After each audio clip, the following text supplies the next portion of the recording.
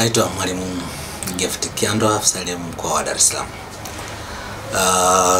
Zoezi tunaloendelea nalo sasa ni zoezi la uendeshaji wa mitihani ya kitaifa kwa watahiniwa wa kidato cha 6 na ualimu.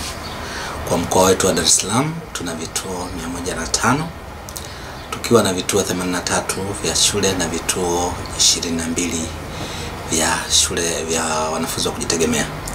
Vituo 4 ni vituo vya ualimu.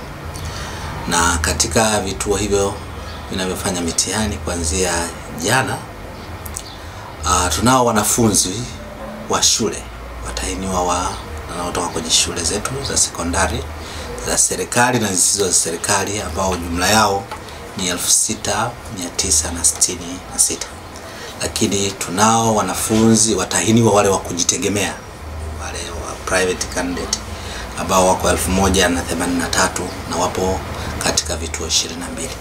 Lakini pia tunao watahiniwa wanaofanya mitihani ya ualimu ambao jumla yao wako 61. Hadi sasa vituo hivyo viko salama. Walimu wetu wanaendelea na kazi njema ya usimamizi, na kamati zetu za mitihani ngazi za halmashauri pamoja na mkoa tumejipanga kuhakikisha kwamba mitihani hii inafanyika katika hali ya usalama na utulivu.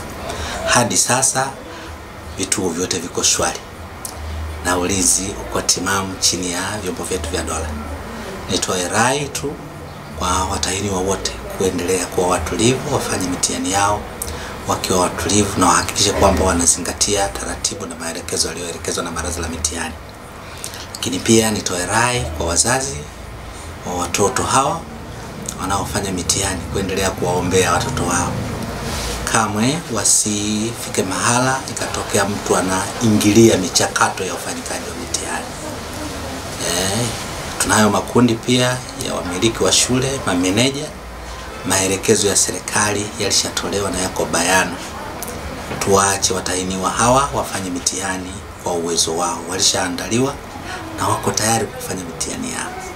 Tuendelee kuwaombea wawe na afya njema na mwisho wa siku wakamilishe mitihani yao wakiwa salama na mambo mengine yote yakae katika hali salama kwa mkoa wetu wa Dar es Salaam.